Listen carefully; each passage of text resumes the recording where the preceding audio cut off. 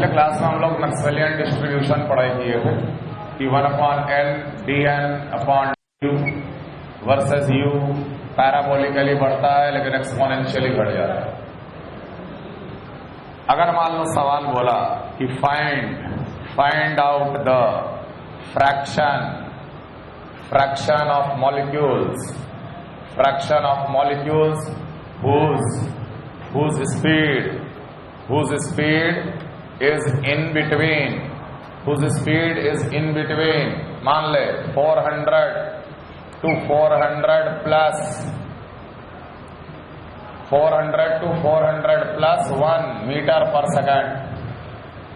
ऐसे सवाल मान लो पूछा तो हम लोग को तो पता ही है कि dn/n क्या रिप्रेजेंट करता है, fraction of molecule having a speed between u and u plus du, है कि नहीं। तो dn का एक्सप्रेशन का इस्तेमाल करना, dn equal to 4πn into m upon 2π to the power 3/2 into u square e की power minus of mu square upon 2RT into du। ये एक्सप्रेशन था। तो आपको कुछ नहीं करना है, ये n को यहां से हटाकर यहां लेके आना है। ये क्या बन गया, फ्रैक्शन। समझ में आ रहा है।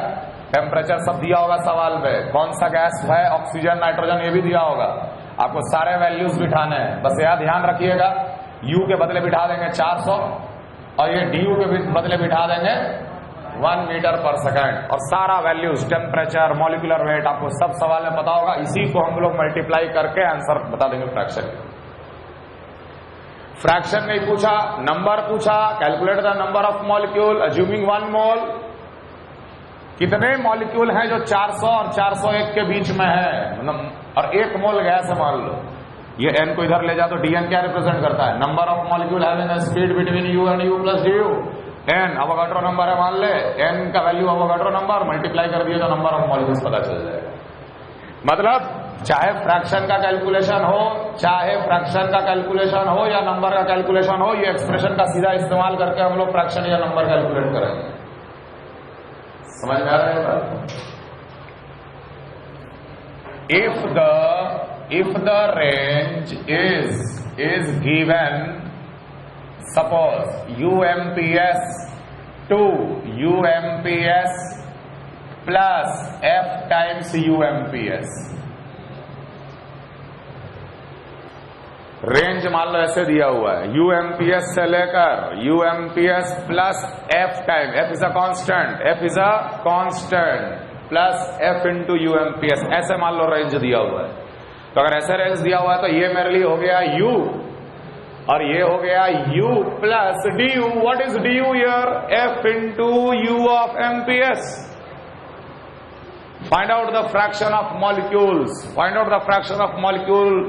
whose speed lies between UMPS and UMPS plus F into UMPS। ऐसे मान ले दिया तो du क्या है, पकड़ में आ गया। u क्या है, UMPS है। UMPS क्या होता है, √2RT/m।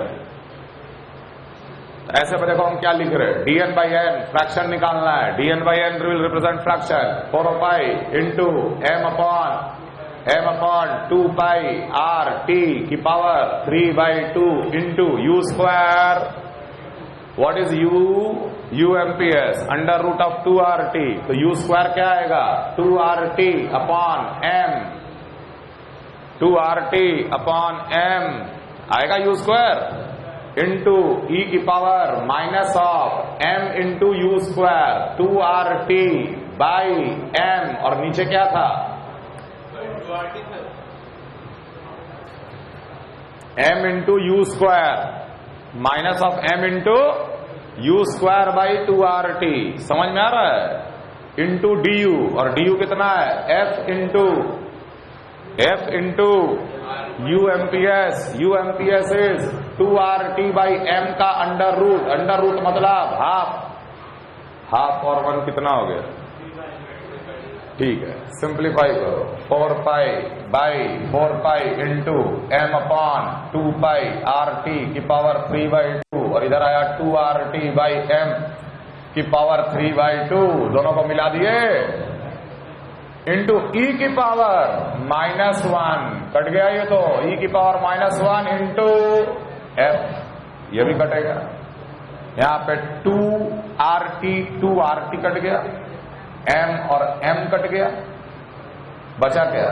ये तो खत्म हो गया, खाली पाई बचा है ना, ये बच गया 4 into pi divided by pi का पावर 3/2 इंटू ई की power -1 into F, 1 minus of कितना आएगा ये 3/2 -1, तो 4 इंटू पाई की पावर -12 ई की पावर -1 एफ, या इसको लिख सकते हैं 4/√पाई E F which is a constant.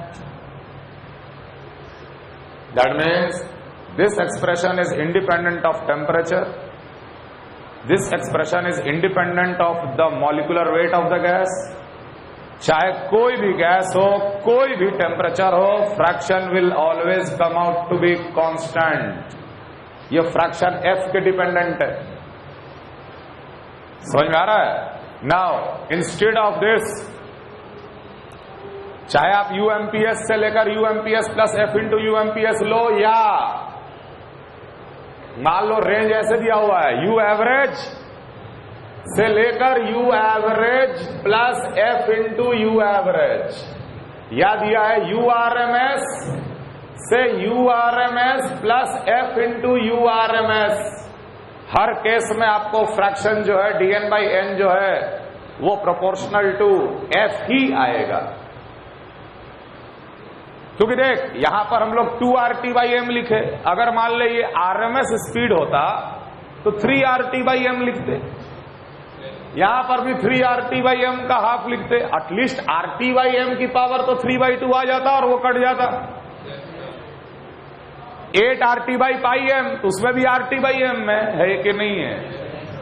तो जब भी रेंज ऐसा दिया हुआ रहे तो हमेशा फ्रैक्शन क्या आता है? Fraction is constant, fraction comes out to be constant. The fraction becomes independent of molecular weight and temperature. Fraction becomes independent of the molecular weight and temperature. Fraction becomes independent of the molecular weight and temperature. Clear है? सवाल लिखो।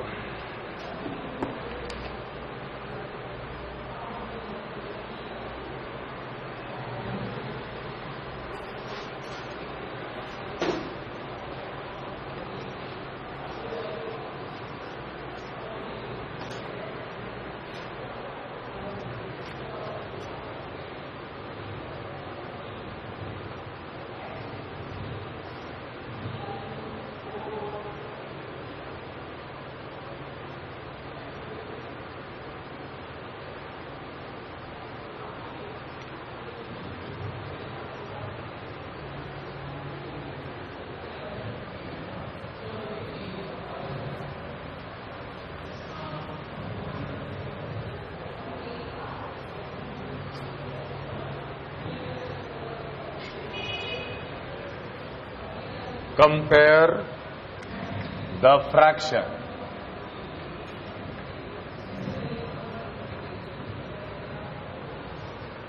Oxygen gas, उसका you average जो है वो 300 metre पर second है, तो 300 से लेकर 300 प्लस 0.001 इंटू 300, इसमें फ्रैक्शन ऑक्सीजन का और हाइड्रोजन का यू एवरेज जो है वो है 200 मीटर पर सेकेंड, और रेंज दिया है 200 से लेकर 200 प्लस 0.002 इंटू 200। तो यहां अगर फ्रैक्शन आया F1, यहां अगर फ्रैक्शन आ रहा है F2, then compare the fraction,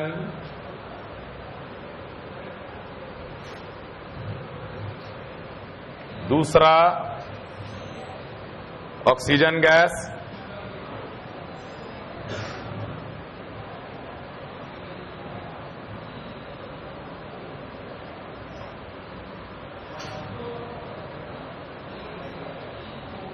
UMPS से UMPS प्लस 0.001, यहां मान ले fraction F1 same oxygen gas का ही, UMPS से UMPS plus 0.01, temperature is same, then compare the fraction F1 and F2. ये मल्टीप्लाइड नहीं है बेटा, यहां मान ले फ्रैक्शन F1 आया, यहां मान ले फ्रैक्शन F2 आया, तो फ्रैक्शन को कंपेयर करना है।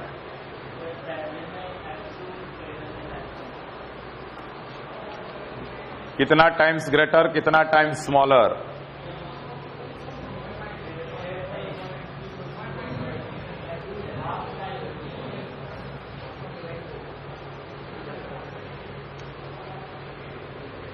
Calculate the fraction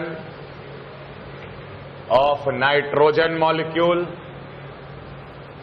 at 1 atmosphere, 27 degrees centigrade, whose speed are in the range of UMPS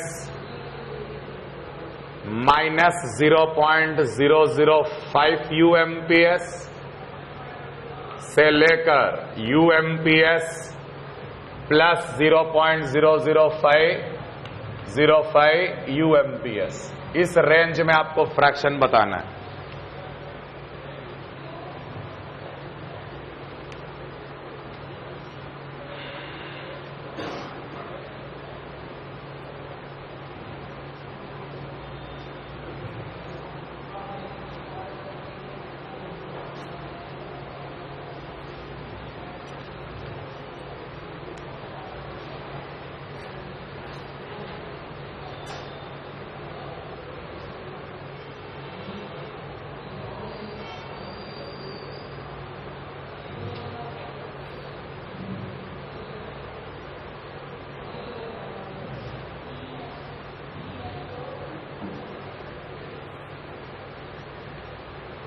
Calculate the ratio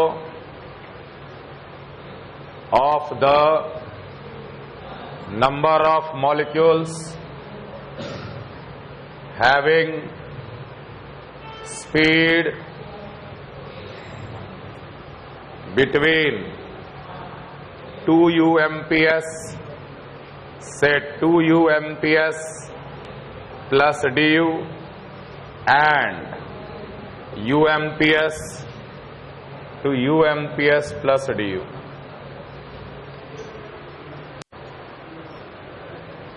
पहला में बताइए,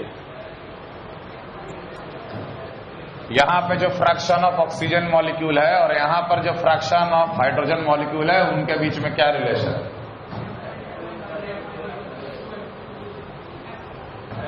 ये भी U एवरेज है, ये भी U एवरेज है, दोनों का U एवरेज। तो हमें पता है कि यहां पर भी fraction will come directly proportional to 0.001, यही F है ना। U एवरेज से लेके U average plus F into U average, तो यहां पर F1 डायरेक्टली प्रोपोर्शनल टू 0.001 आएगा, या यहां का DN/N 0.001 का प्रोपोर्शनल आएगा कि नहीं आएगा? और यहां का F2 किसके प्रोपोर्शनल आएगा? 0.002। जब हम डिवाइड करेंगे रेशियो लेंगे 1/2, दोनों का फ्रैक्शन का रेशियो क्या हो जाएगा? 1/2, मतलब कि हाइड्रोजन इज 2 टाइम्स, हाइड्रोजन का fraction is 2 times the oxygen का फ्रैक्शन।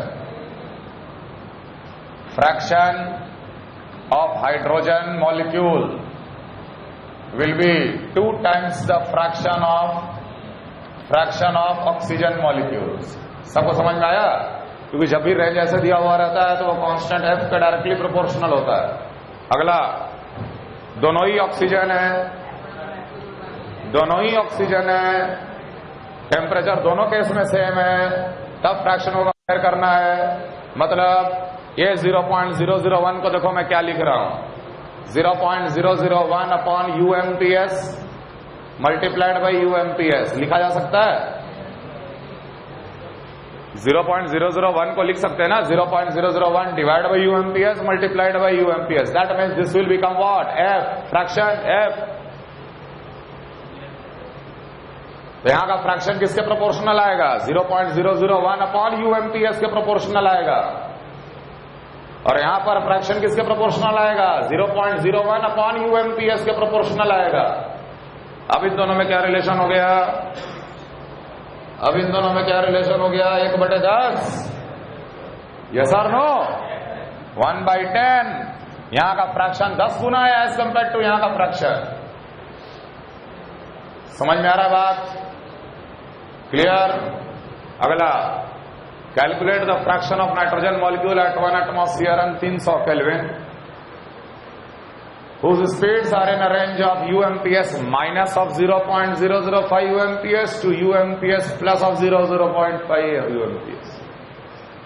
अब ये रेंज दिया हुआ है।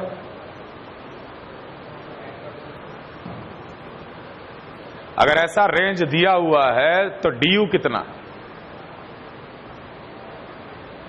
ऐसे समझना बेटा, देख ग्राफिकली समझो। ये UMPS है ना, ये तो यूएमपीएस वाला लाइन है, पॉइंट है। तो आपको रेंज कुछ ऐसा दे दिया, माइनस ऑफ 0.005 यूएमपीएस से प्लस ऑफ 0.5 यूएमपीएस। आपके लिए रेंज हो गया अब इतना। ये वैल्यू कितना होगा? सबसे सोचो, प्रैक्टिकली मॉलिक्यूल कौन सा स्पीड से घूम रहा है? बोले थे ना, practically the molecule are moving with the speed u only. U से ही घूम रहा है, मैंने यूएमपीएस से ही घूम रहा है। लेकिन तुम्हारे लिए रेंज अब क्या हो गया? ये डीयू कितना हो गया? This plus this, sorry minus 0.005, इधर प्लस ऑफ 0.005। तो what is d u in this case? D u in this case 0.01 into UMPS. तो अब मेरा नया रेंज क्या हो गया? It is actually the range is UMPS से लेकर यूएमपीएस प्लस 0.01 यूएमपीएस। ऐसे भी तो हम मान सकते हैं, नहीं मान सकते? क्लियर है? एफ क्या हो गया? 0.01। क्या आया था फ्रैक्शन का एक्सप्रेशन? 4/√पाई मल्टीप्लाइड बाई e की पावर -1, या यहां था e इंटू एफ। एफ कितना है? ये सॉल्व करके आंसर निकाल दो।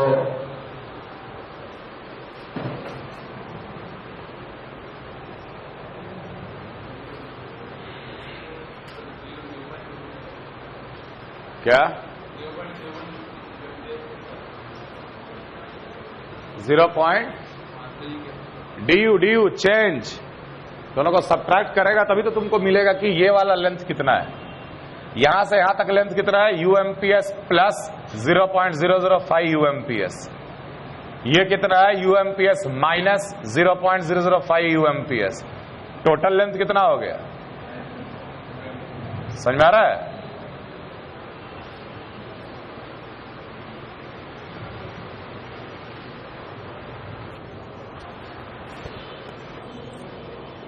Calculate the ratio of the number of molecule having a speed between, कैसे 1?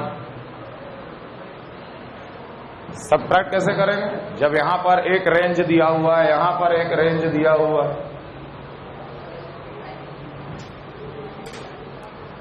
दोनों जगह डी यू सेम दिया है।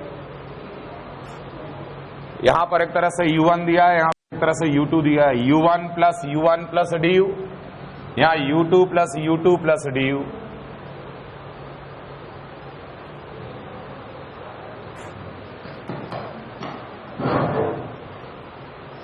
बताइए, मान लेते हैं DU जो है यहां पर, DU जो है यहां पर F इंटू यूएमपीएस, F इंटू 2 यूएमपीएस है, F इंटू 2 एमपीएस मान सकते हैं।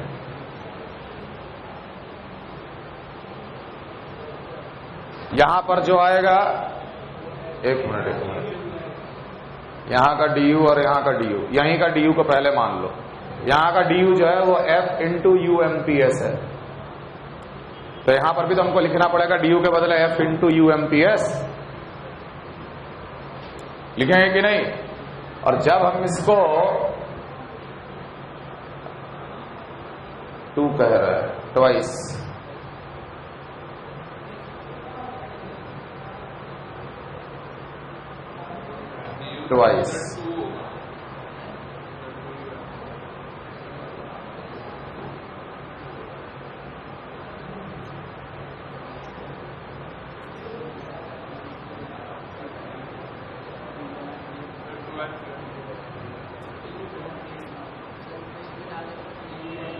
क्या है? मैं देखो इक्वेशन में डाल के तो एनीवे हम लोग कैलकुलेट कर लेंगे। इक्वेशन तो सदाबहार इक्वेशन है, कभी भी फिट करो आंसर निकालो, फ्रैक्शन तुरंत निकल जाएगा ना। हाँ, UMPS पीक पर आता है, उससे ज्यादा कैसे होगा? आगे आएगा ना रे अल्टीमेट आदमी, कि ऊपर पहुंचा दोगे? ये तो बात तय है कि यहां पर फ्रैक्शन कम है और यहां पे फ्रैक्शन ज्यादा है, क्योंकि 2 MPS कहीं तो यहां लाई करेगा और दोनों का DU बराबर दिया है, यहां का DU और यहां का DU बराबर दिया है, तो यहां एरिया ज्यादा मिलेगा, यहां एरिया कम मिलेगा, इसलिए यहां का फ्रैक्शन कम और यहां का फ्रैक्शन ज्यादा। यहां पे फ्रैक्शन ज्यादा है और यहां पे फ्रैक्शन ऑफ द मॉलिक्यूल्स कम है, लेकिन वो रेशियो निकालना है, कितना कम, कितना टाइम्स कम, समझ में आ रहा? Calculate the ratio of the number of molecules having a speed between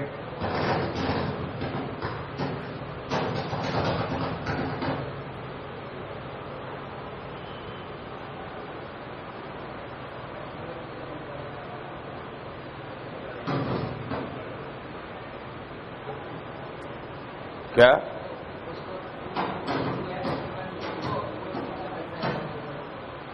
नहीं तो 2 से मल्टीप्लाई करना ठीक नहीं रहेगा ना। इक्वेशन थोड़ी है, इक्वालिटी साइन थोड़ी है कि हम 2 से दोनों तरफ मल्टीप्लाई कर रहे हैं। वैल्यूज बिठाओ, वैल्यूज बिठाओ। यहां पे नंबर dn/n, dn कितना? 4πn m upon 2πRT to की पावर 3/2 इंटू u स्क्वायर कितना? 4 इंटू 2RT/m इंटू e की power minus mu square minus of m u square 4 into 2RT/m divided by 2RT into du को du रहने दे, du ही तो था, दोनों जगह du same है। तो पहले में नंबर ये आया, दूसरे में नंबर क्या आएगा? dn prime will be equal to 4πn m/2πRT की पावर 3/2। बस ये 4 का चक्कर नहीं रहेगा, यहां पे 2RT/m e की power minus of m into 2RT/m upon 2RT into du। Simplify कर ले, डिवाइड कर दे दोनों, डिवाइड करोगे तो du कट जाएगा, 4πn सब कट गया, डिवाइड कर दो दोनों को।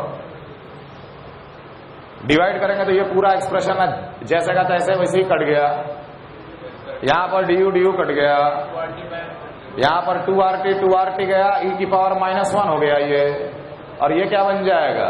e की पावर -4, 2RT/m गया, तो क्या बन गया रेशियो? 4 e की पावर -4 डिवाइडेड बाई e की पावर -1 विच इज 4 e की पावर -3 या 4 upon e cube is the answer. अब जैसे दिमाग में एक आ रहा था कि सर इसको 2 से डिवाइड कर दीजिए ना, अबे क्या इक्वल टू है लगा हुआ कि दोनों तरफ हम 2 से डिवाइड करते हैं, हमको तो एग्जैक्ट फ्रैक्शन का रेशियो निकालना है।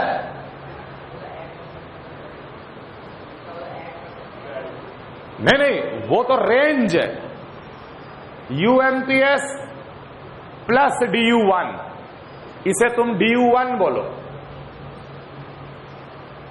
UMPS plus du, UMPS minus du, तो total range becomes 2 times du, वो एक अलग चीज है। क्लियर है ये? Clear?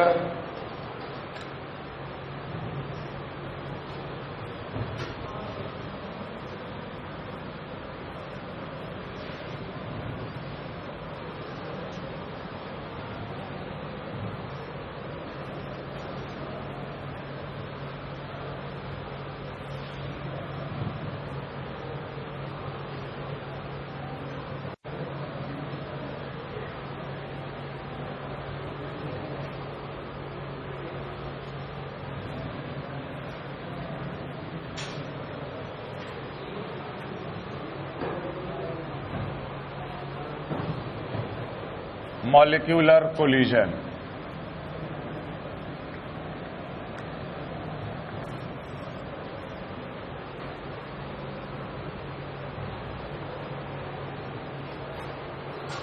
Molecular collisions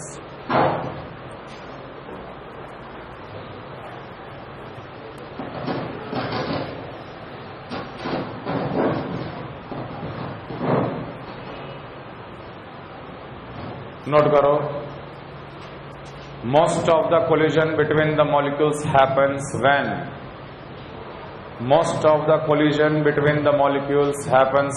they are moving perpendicular to each other. Most of the collision between the molecules happens when they move mutually perpendicular to each other. Most of the collision happens between the molecules when they are moving mutually perpendicular to each other. All the collisions are perfectly elastic. All the collisions are perfectly elastic. All the collisions are perfectly elastic. हम लोग इस topic में ये derive करने का कोशिश करेंगे कि गैस का एक पर्टिकुलर मॉलिक्यूल दूसरे कितने मॉलिक्यूल के साथ कोलाइड करता है पर सेकंड. एक गैस का मॉलिक्यूल दूसरे कितने मॉलिक्यूल के साथ कोलाइड करता है इन 1 सेकंड पर second. Number of collision happening with a particular gas molecule per second, how much, ये हम लोग कोशिश कर रहे हैं निकालने का. तो 2 अजम्पशन है इसमें कि सारे कोलिजन परफेक्टली इलास्टिक होते हैं, और दूसरी बात कि हेड ऑन कोलिजन 180 डिग्री पे कभी नहीं होता. कोलिजन हमेशा when they move mutually perpendicular to each other, that means their relative speed will be √2u. u से आ रहा है तो रिलेटिव स्पीड क्या हो जाएगा, √2u. Most of the collision happens when the molecules are moving mutually perpendicular to each other. Okay, let us consider a molecule of diameter sigma. इस sigma को हम लोग कोलिजन डायमीटर भी कहते हैं. Collision diameter. Okay, moving with speed u average, moving with a speed u average. मान लो ये एक मॉलिक्यूल है जिसका डायमीटर सिग्मा है, ठीक है. ये मूव कर रहा है with a speed u average, linear motion u average. अब देखो हम लोग जो डिराइव कर रहे हैं अभी फिलहाल, वो ये मानते हुए कर रहे हैं कि बाकी सारे मॉलिक्यूल रेस्ट पे है और ये अकेला मूव कर रहा है. बाद में उसको भी घुमा देंगे, रिलेटिव स्पीड कर देंगे. बाद में बाकी सारों को मूव करा के रिलेटिव स्पीड लगा देंगे. लेकिन हम अब जो अभी चीज जो डिराइव करने जा रहे हैं वो ये मानकर हम लोग डिराइव कर रहे हैं कि ये मॉलिक्यूल ही मूव कर रहा है, बाकी सारे के सारे मॉलिक्यूल रेस्ट पे है. ठीक, अब ध्यान देना, अगर ये ऐसे मूव कर रहा है, इसके ठीक ऊपर भी एक बिल्कुल सेम मॉलिक्यूल इमेजिन कर, नीचे भी बिल्कुल एक सेम मॉलिक्यूल इमेजिन कर. इसका भी डायमीटर सिग्मा, इसका भी डायमीटर सिग्मा. जब ये मूव कर रहा है तो basically it is sweeping a volume of a cylinder. Cylindrical volume को इमेजिन करो, ये सिलिंड्रिकल वॉल्यूम को इमेजिन करो. जब ये मूव कर रहा है तो इनडायरेक्टली एक ऐसा सिलिंड्रिकल वॉल्यूम भी ये स्वेप्ट कर रहा है.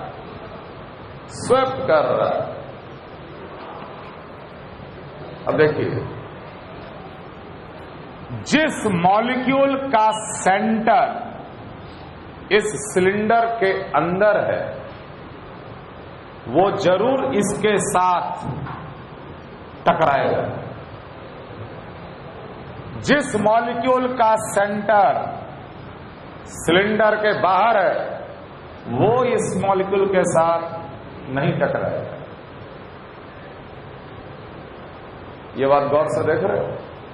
माने लिमिटिंग कंडीशन क्या है?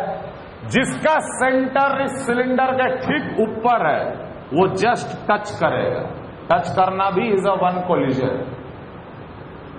सिलेंडर का अंदर सेंटर वाले कोई भी, ये सब मॉलिक्यूल जिसका सेंटर सिलेंडर के अंदर है वो सब इसके साथ टकराएगा, लेकिन जिसका बाहर है वो इसके साथ नहीं टकराएगा। इसीलिए मैंने इस सिलेंडर को इमेजिन करने के लिए बोला। माने ये सिलिंड्रिकल वॉल्यूम में जितने मॉलिक्यूल होंगे, ये सिलिंड्रिकल वॉल्यूम में जितने मॉलिक्यूल होंगे वो सारे के सारे इसके साथ टकराएंगे, और मान के चलना कि बाकी सारे मॉलिक्यूल रेस्ट पे है और यही खाली अल्टीमेटली मूव कर रहा है। मूव कर रहा है मतलब कि इसके अंदर जितने भी सेंटर अंदर वाले होंगे मॉलिक्यूल सबके साथ टकराता चला जाएगा। जितने मॉलिक्यूल उतना ही कोलिजन। अरे मान लो कि हम यहां से यहां अगर चल रहे हैं, ठीक है, हाथ ऐसे फैला के, तो यहां इस वॉल्यूम में जितने लोग हो गए सबके साथ मेरा एक बार टक्कर होगा और उसको हम एक एक कोलिजन काउंट करते हुए चले जाएंगे। Ultimately the number of molecule which will be present inside the cylinder will be equal to the number of collisions. Yes और नो? अगर इस सिलेंडर के अंदर 10 मॉलिक्यूल है तो बोलेंगे 10 कोलिजन हैपेंड। क्लियर? देखो, what will be the area of cross section? यहां से यहां का डिस्टेंस कितना? सिग्मा, क्योंकि ये सिग्मा बाई 2 और ये सिग्मा बाई 2। तो एरिया ऑफ क्रॉस सेक्शन कितना हो गया? पाई sigma square, and area of the cross section multiplied by the length will give me the volume, but I am having a data length per time, क्योंकि मुझे पता है कि ये u एवरेज मीटर पर सेकंड से मूव कर रहा है। दिस इज डिस्टेंस पर टाइम। तो अगर मैं पाई सिग्मा स्क्वायर को u एवरेज से अगर मल्टीप्लाई कर दूं तो ये बन जाएगा पाई सिग्मा स्क्वायर u एवरेज। इसको हम बोल सकते हैं ना, that is volume swept per second. Volume swept per second, क्योंकि ये डिस्टेंस बाय टाइम है, तो distance multiplied by area of cross section is volume. Ultimately this will become volume पर टाइम। यस और नो? तो पाई सिग्मा स्क्वायर यू एवरेज क्या represent कर रहा है? Volume swept per second. Volume swept per second. Let n star represent number of molecules. Let n star represent the number of molecules present per unit volume. Let n star represent the number of molecules present per unit volume. तो obviously इस volume में जब हम multiply करेंगे तो मेरे को वो नंबर ऑफ मॉलिक्यूल्स दे देगा, उस सिलेंडर के अंदर नंबर ऑफ मॉलिक्यूल्स देगा, और जितने सिलेंडर के अंदर मॉलिक्यूल होंगे और उतना ही कोलिजन होने वाला है। तो हम सीधे से बोल सकते हैं कि therefore the number of collisions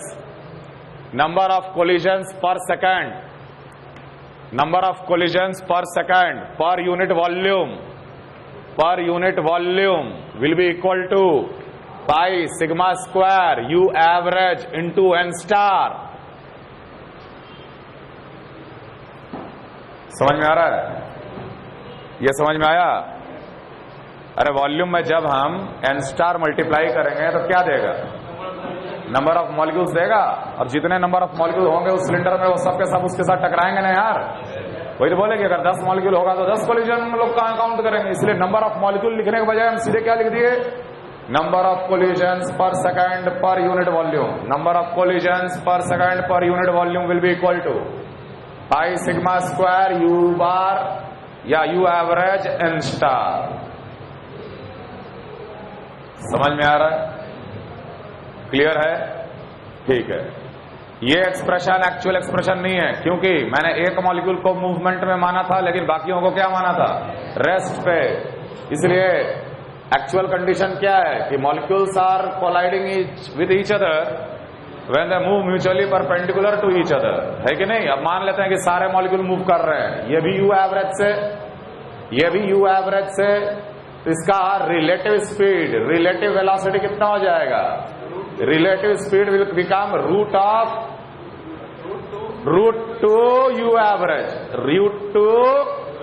average. तो हम क्या करेंगे कि यू एवरेज को हटाकर रूट टू यू एवरेज बिठा देंगे।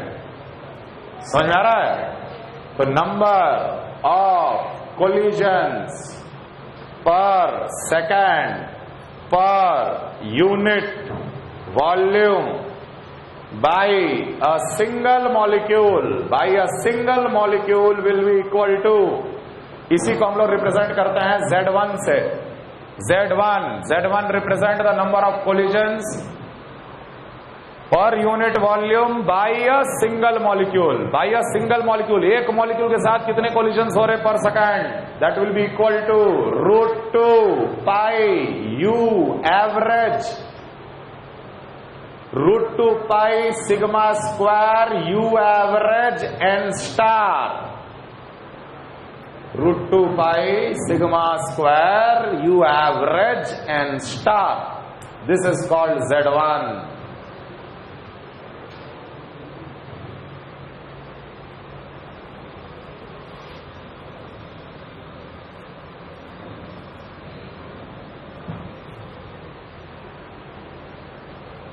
This is called Z1. Clear? अब देखो, अगर एक मॉलिक्यूल के साथ इतने कोलिजन हो रहे हैं तो सारे मॉलिक्यूल के साथ टोटल कोलिजन कितने हो रहे हैं? टोटल नंबर ऑफ मॉलिक्यूल से मल्टीप्लाई कर देंगे. समझ में आ रहा है? तो जब हम लोग √2 pi sigma square U average N star, ये था एक मॉलिक्यूल के द्वारा कोलिजन, और total number of molecules present per unit volume कितना था? N स्टार ही था ना. So this will represent what? Total number of collisions by all molecules. That will become √2 pi sigma square U average N star का whole square. अब ध्यान दो, जब दो मॉलिक्यूल आपस में कोलाइड करते हैं तो इस वैल्यू में यहां भी एक काउंट किया गया है, यहां भी एक काउंट किया गया है, यहां के लिए भी एक काउंट किया गया है, यहां भी एक काउंट किया गया है. बात समझ में आ रहा है? अगर 10 मॉलिक्यूल थे तो 10 मल्टीप्लाई करना मतलब क्या? कि इसके लिए भी आपने एक कोलिजन काउंट कर लिया, इसके लिए भी आपने एक कोलिजन काउंट कर लिया, जबकि ये एक ही कोलिजन है. समझ में आ रहा है? So total number of bimolecular collision, total number of bimolecular collision per second per unit volume, per second per unit volume, इसको हम लोग रिप्रेजेंट करते हैं Z11. Bimolecular collision, total number of bimolecular collision, इसको क्या करेंगे? इसको 2 से डिवाइड कर देंगे. 2 से डिवाइड करते ही 1/√2 आ जाएगा. 1/√2 pi sigma square U average into N star का स्क्वायर. यह भी एक्सप्रेशन इंपॉर्टेंट है, ध्यान रखिएगा. Total number of collision by a single molecule per unit volume per unit time Z1, and total number of bimolecular collision happening per unit time per unit volume is Z11. देखो, mean free path, इसको हम लोग lambda से denote करते हैं. What is mean free path? It is the average distance traveled. It is the average distance traveled by a particular molecule. It is the average distance traveled by a particular molecule. It is the average distance traveled by a particular molecule between any two successive collision. Between any two successive collision, it is the average distance traveled between by a particular molecule. It is the average distance traveled by a particular molecule between any two successive collision. जैसे मान लो हम एक molecule है तो हम इसके साथ टकराए, टकराने के बाद जो दूसरा कोलिजन होगा वो पहला और दूसरा के बीच में मैंने कितना डिस्टेंस ट्रेवल किया, that is called mean free path. Mean free path is the average distance traveled by a particular molecule between any two successive collision. तो देख, ये हम लोग ऐसे लिख सकते, average distance travelled per second divided by number of collision by a single molecule per second आ जाएगा। पर सेकंड तो कट गया, पर सेकंड तो कट गया, तो क्या बच गया? Average distance travel divided by number of collision, मतलब कि per collision how much average distance travelling किया, वही मीन फ्री पाथ कहलाएगा। Average distance travelled per second क्या कहलाता है? U average.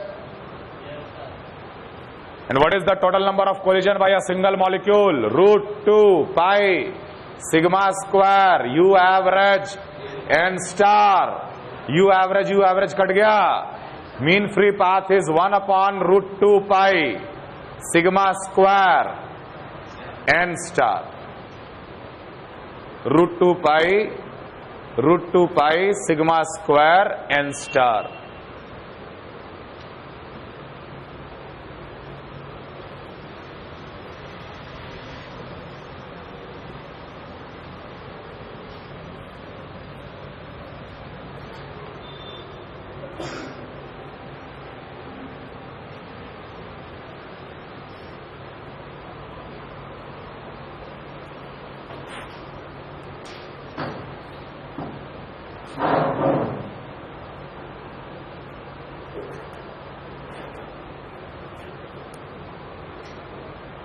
क्लियर है ये चीज?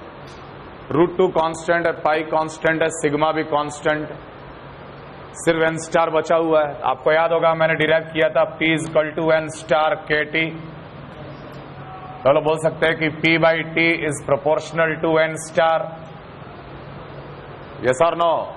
तो वहां पर हम लोग लिख सकते हैं। खैर ये एक्सप्रेशन तो आप याद रखिएगा, lambda is inversely proportional to n star लिखा जा सकता है। Lambda is inversely proportional to n star लिखा जा सकता है ना। तो lambda is inversely proportional to 1/P/T, मतलब T/P आ जाएगा। यस और नो? तो एट कांस्टेंट टेम्परेचर, मान ले टेम्परेचर कांस्टेंट, तो lambda will be inversely proportional to pressure, मतलब कि लैम्डा 1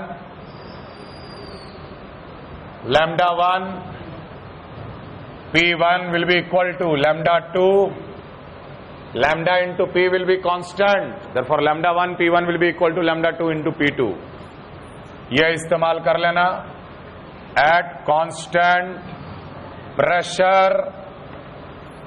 प्रेशर पे lambda will be proportional to T, या बोलेंगे लैम्डा बाई T कांस्टेंट, तो क्या इस्तेमाल करोगे? Lambda 1/T1 will be equal to,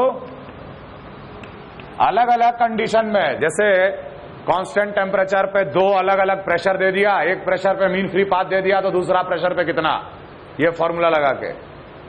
isobaric condition है, दो अलग अलग टेम्परेचर देके दो अलग अलग लैम्डा का वैल्यू पूछ लिया। और एट कांस्टेंट वॉल्यूम अगर कांस्टेंट है, mole constant, volume constant, we know that P is directly proportional to T, या P/T will be a constant since lambda is proportional to T/P, और T/P जब constant आ गया तो लैम्डा क्या आएगा? तो ध्यान रखना कि अगर कंटेनर का वॉल्यूम कांस्टेंट तो मीन फ्री पाथ भी कांस्टेंट, कंटेनर का वॉल्यूम कांस्टेंट तो मीन फ्री पाथ भी कांस्टेंट। यहीं पे तुम लोगों का आइडियल गैस टॉपिक खत्म होता है। अगले क्लास से हम लोग रियल गैस शुरू करेंगे।